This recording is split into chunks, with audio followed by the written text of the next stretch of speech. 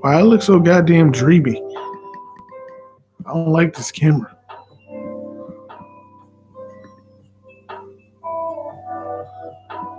The fuck?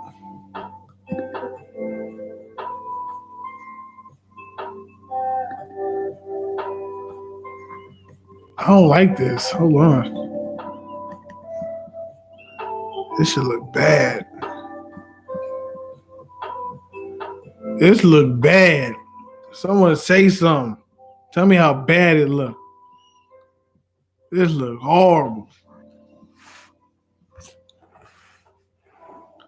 Looking in the sea of bullshit right here. I can't see nothing. This project camera. I thought this was supposed to be a MacBook. Oh, it's fuzzy.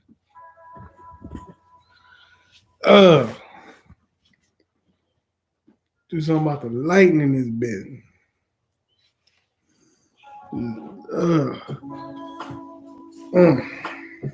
Hold on a second.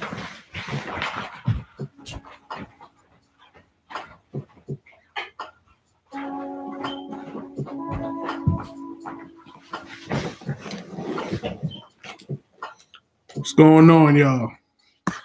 I'm actually redoing this. This is actually my second time doing this. Welcome, ladies and gentlemen, niggas and niggettes. Welcome. Chatting with Charlie. As you can hear, I got the ambiance right. It's a nice Thursday. I mean, yeah, it is a Thursday. Yeah. It's a nice Thursday. And we're gonna get into some things, man. Gonna get into some things. First, like, subscribe, Chatting with Charlie. I'm trying to really get my voice out to the people. But today is a very special day indeed. Today was Inauguration Day, and today was pretty much a day of celebration. Not so much because Biden's in office, it's because of who obviously left the fucking Oval Office. The butthole lip tangerine and tweets himself. Donald Stump. Yes. And call me controversial for saying this, but I actually believe him being president was good for America in a weird way. And that because of his bigoted ass, America got to really truly look itself in the mirror. You know, it all started in Charlottesville. Mind you, Charlottesville. August 11th, that's my birthday. August 11th, 2017. My 28th birthday was Charlottesville. My fiance happened to take me to see Dave Chappelle that night, Radio City. And didn't he talk about it? But the fact that was his first, that was like his first 8 months in office, man. That was August of that year. That was 8 months into his first term. And only term. First year. I'm talking about a man who was a one-term president who was impeached twice. And you're talking about a man who bragged about grabbing pussy. You're talking about a man who is a misogynist, a racist, all them is that motherfucker. And he was the leader of the quote-unquote free world for the last 4 years.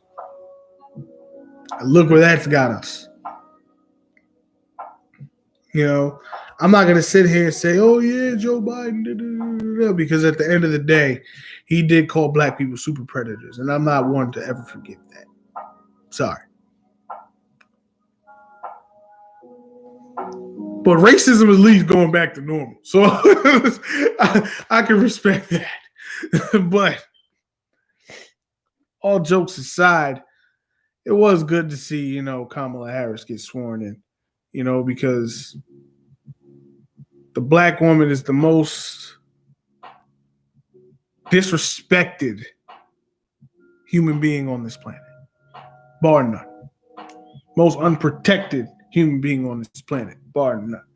But what they don't tell you is that the black woman is probably the most educated, bar none. So,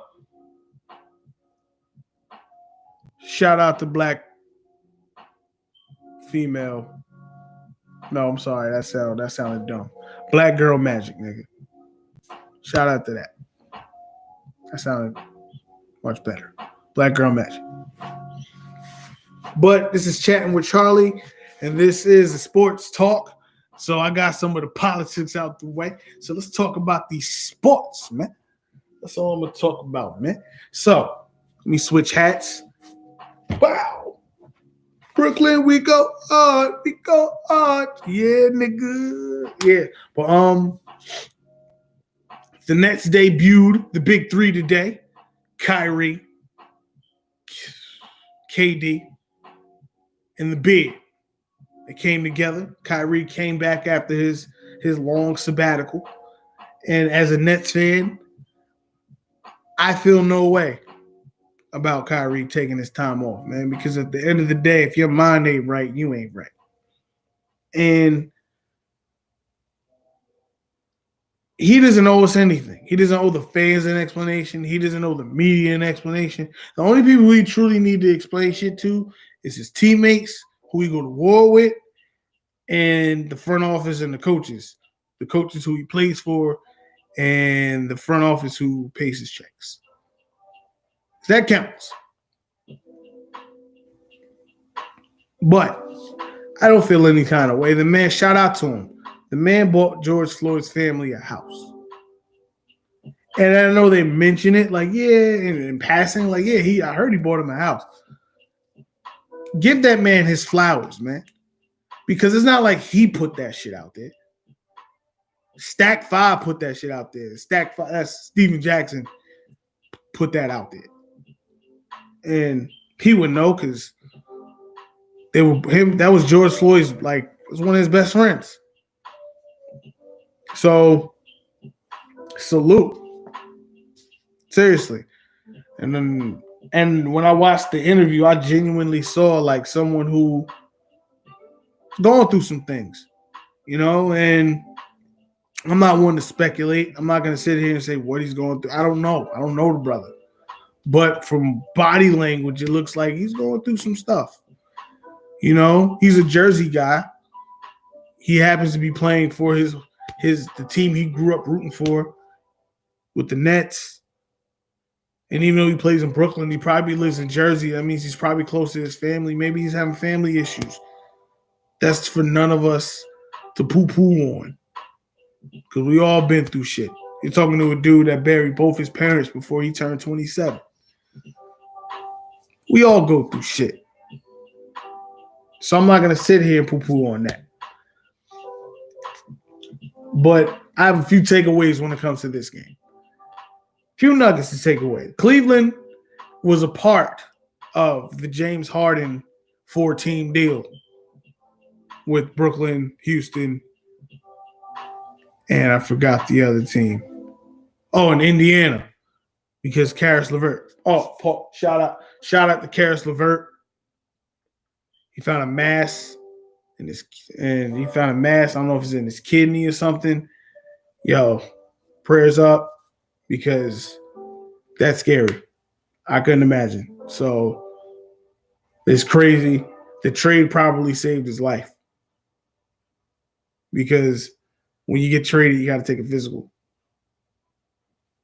He probably could have collapsed or something playing basketball, or something could have happened.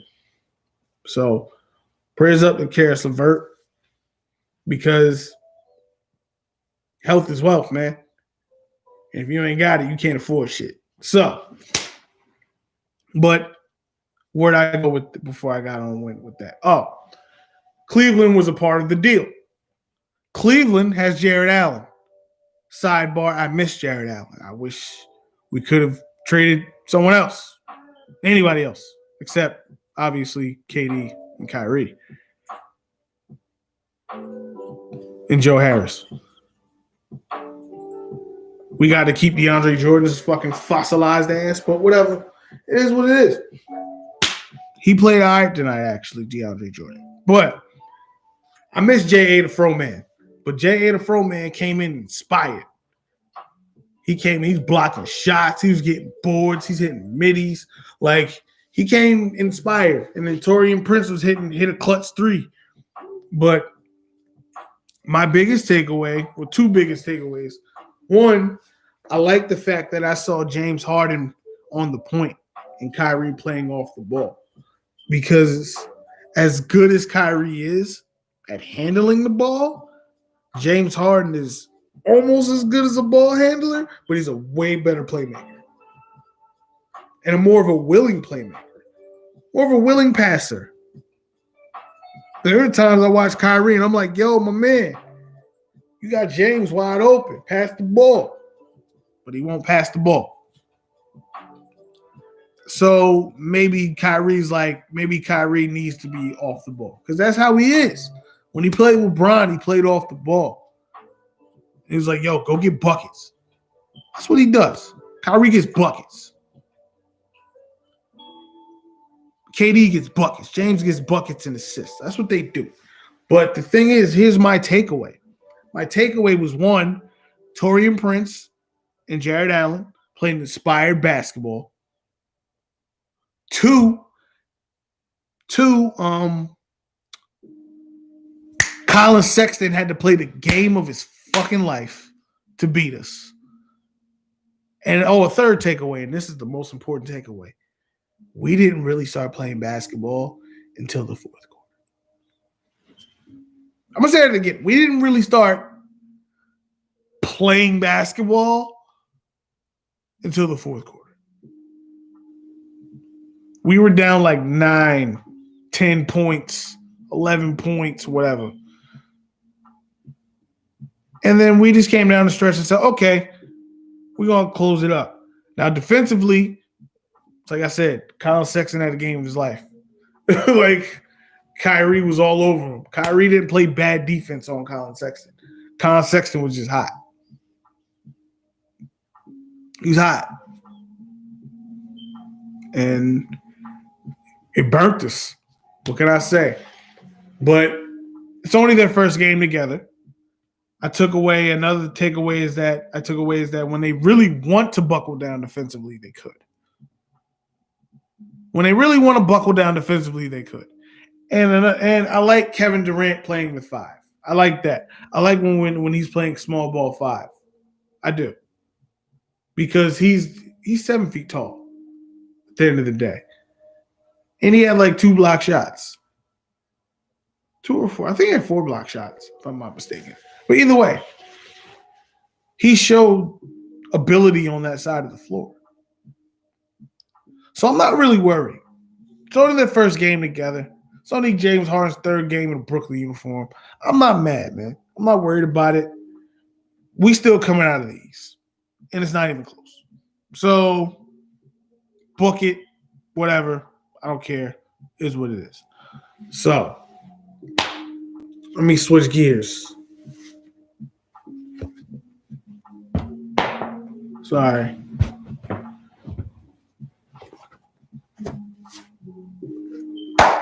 My Eagles. We are looking for a head coach. Yes, my Eagles are looking for a head coach. And they're setting their sights on Josh McDaniels. Don't know if I like it. Josh McDaniels, for those of you who don't know, is the offensive coordinator for the New England Patriots. Josh McDaniels you could say was partly responsible for, the second half, that second Patriots run where they won 3 more Super Bowls. Josh McDaniels at one point was Sean McVay. Neither, what are you talking about, you Sean McVay? He was Sean McVay. He was the young hot coach. He ended up joining the Denver Broncos during the 2009 season. He became their head coach. And as he became their head coach, they went 6-0. And everybody was looking at him like he's the wonder kid and he's the second coming. And then everything came to a head and it's just like a pimple. And he just folded. The team folded down the stretch. Josh McDaniels drafted Tim Tebow. I'm going to say it again. Josh McDaniels drafted this nigga in the first round, mind you.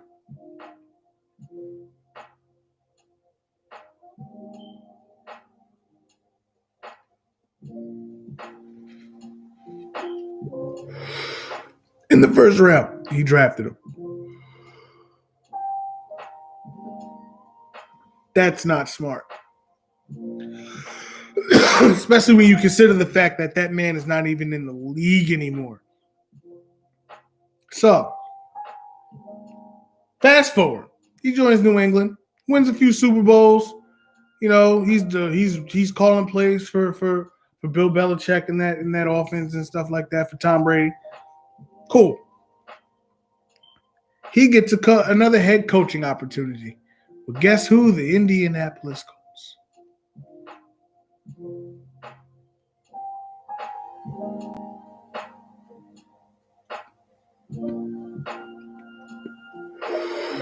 The Indianapolis Colts. That's right. Those Indianapolis Colts said, hey, we want you, Josh McDaniels, to be our head coach. We believe in you. We like what you. We love your schematics. We love it. We want you to be our guy. And he backs out. He says, nah, I'm gonna go back to New England. I don't know if it was a wink deal. Maybe Belichick says, yo, if you stay here, when I leave, this is you. Meaning, like, when I leave, I'm passing this team to you. Like, you got it.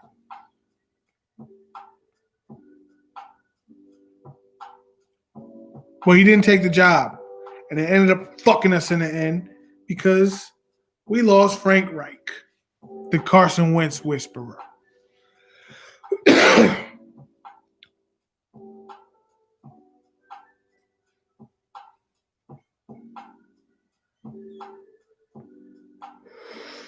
And that was a big loss because Carson Wentz hasn't been the same ever since. He hasn't. Now, I'm not saying he's been horrible. Last year, he was horrible.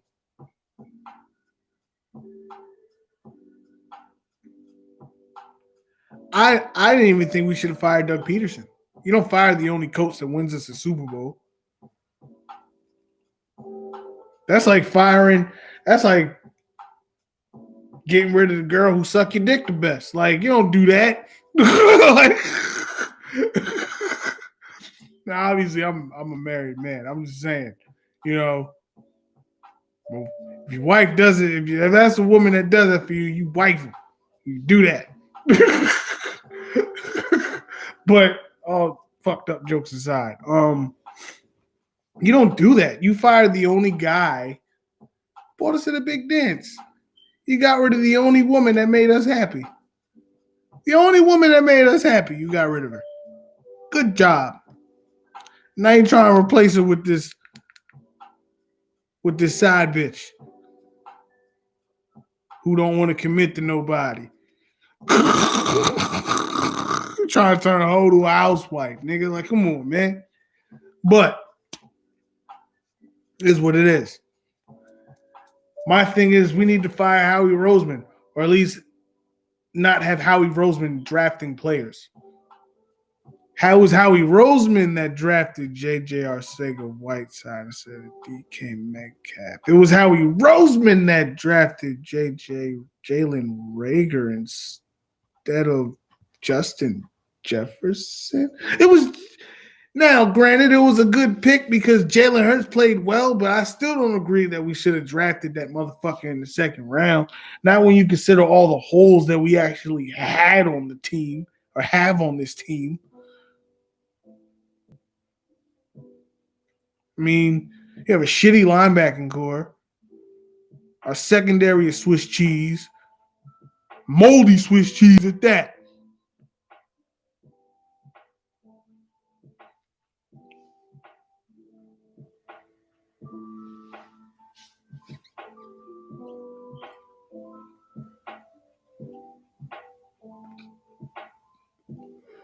Something's got to give. Something's got to give. So that's all I have to say on that. Because at the end of the day, if you got the person picking the groceries, the person that's picking the groceries and the person who's cooking the food, if they can't coexist, you're going to have a shitty fucking meal. Like, it's beyond a whole bunch of stuff. You got Doug Peterson, who was fired, but you didn't let him have his own fucking control of who he wanted to coach with. Now, granted, he wanted to pick Press Taylor.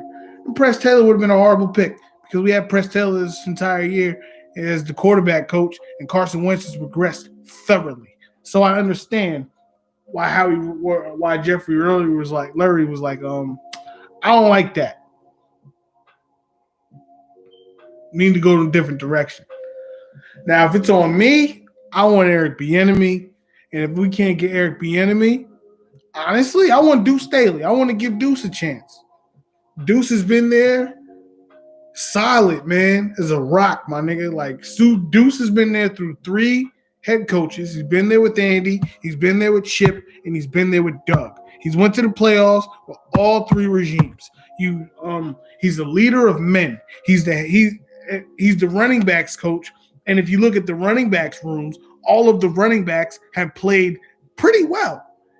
And they played outside of their abilities. Like Corey Clement played well the year we won the Super Bowl. Miles Sanders plays really well. He's a really good young running back. And if Doug Peterson would have actually handed him the ball more, he would have put up better numbers. And he's the assistant head coach. And the players in the locker room are lobbying for him. You need to listen to your guys, man. So I would give Deuce Staley a chance if I can't get Eric Bieniemy. And if I'm Eric Bieniemy, shit, maybe you want to keep Deuce Staley as fucking make him an offensive coordinator or something. And that's if Deuce don't say fuck it and be like, yo, I'm tired of getting passed over, son. I've been here for 11 years. I'm out. But then where would he go? Because he's not going to be a head coach somewhere, unless he's a head coach somewhere else. But it's a pretty tricky situation in Philly. But I'd rather be Philly than Houston. And this is where we transition to Deshaun Watson. Deshaun Watson apparently has played his last game in Houston. Deshaun Watson is playing for a team that apparently likes to waste niggas' careers. And you know who said that? You know who said that? A Mr. Andre Johnson said that. Andre Johnson. Who is Andre Johnson, you might ask? Andre Johnson just happens to be the all-time leader in receiving yards and touchdowns and receptions for the one Houston Texans. By golly. Yeah. 7-time Pro Bowler, over 1,000 catches. That guy.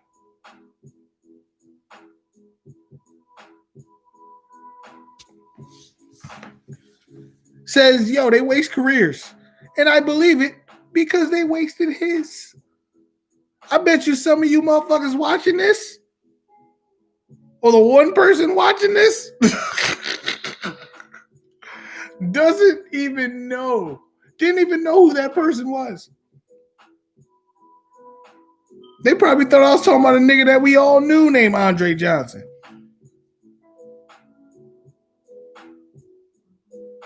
Which I did. Rest in peace. You know, he's a good dude. But even beyond that, this Andre Johnson happens to be an all-time receiver for that one particular franchise. And that franchise is the Houston Texans. And he says, yo, they waste players' careers. Not to mention, we're not going to get into the fact that the Houston Texans or the brain trust is fucking retarded. You trade your best receiver and Deshaun and DeAndre Hopkins. You excuse me, I ain't got Rona, I was smoking. You trade for Laramie Tunsil, you're trading all your first round picks to try to go for it, and it keeps shooting you in the foot. Like, come on. So at the end of the day, oh, and I didn't even mention the fucking racism, the racist organization that you guys are. So when the whole Colin Kaepernick situation was going down, and the whole Black Lives Matter shit's going down, the team owner's gonna say, yo, we can't let what did he say? He said, and I quote, we can't let the inmates run the prison. Likening yourself to a warden and these brothers to prisoners. That's a tid. You pretty much said, yo, I'm a slave master and these my niggas. So if I'm Deshaun Watson, not just as a quarterback because I want to win, but as a black man, I'm getting the fuck out of there. Now, where should he go, you might ask? Now it gets fun. 3 teams keep popping up. It's the New York Jets, the San Francisco 49ers, and the Miami Dolphins. You could just take the Jets out, in my opinion, because why would Deshaun Watson go from one dumpster fire to a historical dumpster fire? Like, the Jets have been garbage my entire life. If you take away, let me see, 98, where they went to the AFC Championship game, but then they lost to Elway. If you take away the Rex Ryan years, they've been garbage, man. And I feel sorry for them. Oh my God, I feel sorry for the Jets. Shout out to Joe, my man Twin. It's my brother right there. Shout out to Ob. It's my brother right there. They're both diehard Jets fans, man. Diehards. I remember Abdel being in my basement. We're watching the playoff game in 2004 for the 2004 season, and they're going against the Steelers. And I watched Mr. Doug Bryan miss 3 field goals that could have kicked them to the AFC Championship game. Now, granted, they would have got washed by New England, but they still could have. They still could have been a chance. You know what I mean? But I feel sorry for the Jets. And if you take away those years, those couple of years they do make the playoffs, where they're just one and done, they're just garbage, man. I feel sorry for them. I really do. Joe Namath got to die. Maybe somebody got to put a hit out on Joe Namath, you know, because he did sell his soul to the devil and said, yo, if I win this Super Bowl, let me win this Super Bowl. The Jets won't get shit for the rest of my life. So maybe one of y'all niggas need to smother him in his sleep or something. I don't know. But so you can take Jets out. Take them out. Other than the fact they probably have the best draft capital to give to the Texans. And Deshaun Watson does like New York. And New York would be a big market because at the end of the day, they have cap space. And if you get Deshaun Watson, maybe he would attract free agents to go and play with him in New York. But I just don't see it, man. Like, I just don't see it. I don't see him leaving one shitty franchise to go to another shitty franchise, personally. Even though they just hired Robert Saleh, first Muslim head coach. Shout out to him. But I just don't see it. Like, I just don't see it. It doesn't make sense to me. Like, it doesn't make sense to me. It'll be like going, to the Clippers. It'll be like being on the Clippers in like the 90s or like the early 2000s and then getting traded to like the Charlotte Bobcats. It's just why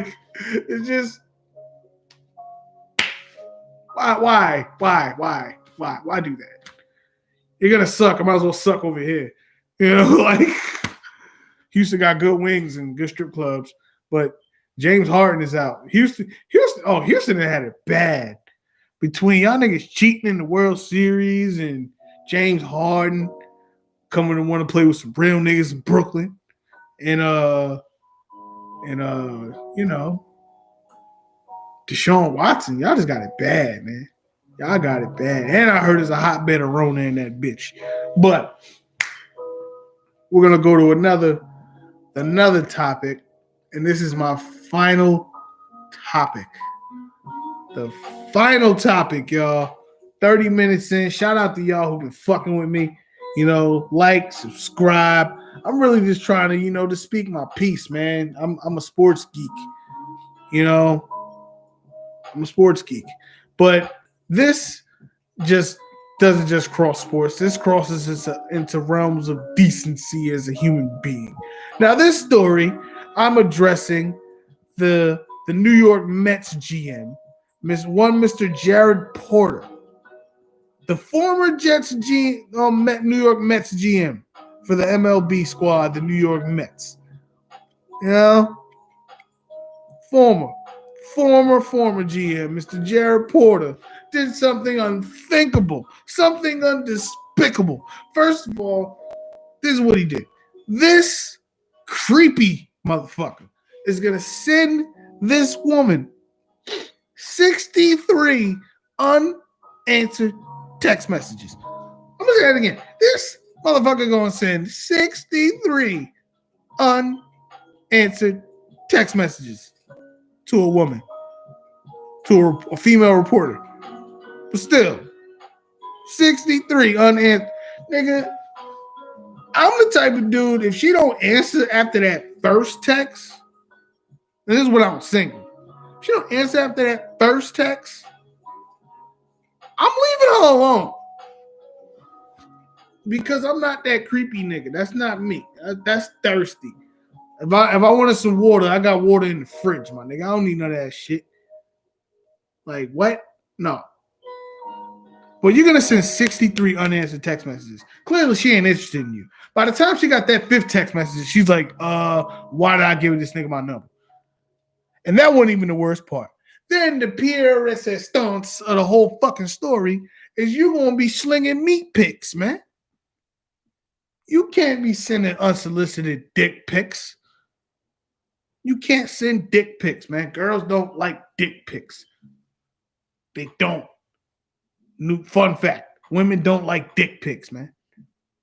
Especially dick pics that they didn't ask for. The fuck? That's disgusting.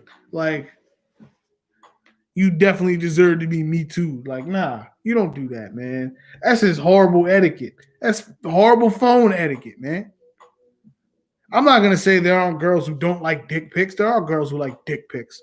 But you know what? They ask for the dick pics. They be like, yo, hey, I want to see, show me something with the eggplant or something. That means I'm trying to see that dick, nigga. So yeah, there are girls who do that, but you know what? She wasn't awesome. I'm trying to see that dick, nigga. She was like, oh, I just see this dick, nigga. There's a difference. And you deserve everything you get, man. I hope somebody sends you a dick pic, Mr. Jared Porter.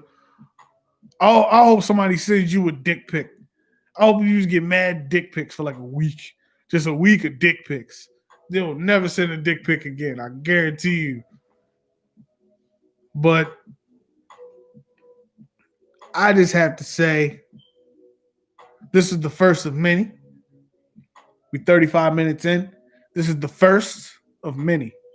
And this is my second time doing this because when I tried to record it before, it just went off. So I'm kind of tired. It is what it is, though, because I do it for you guys. And I do it because I just genuinely like to do this. You know, I love to talk sports. I love to talk, man. So chatting with Charlie. We out here. Gang, gang. Yeah, I did that. But you guys have a great night. Be blessed. And all is well.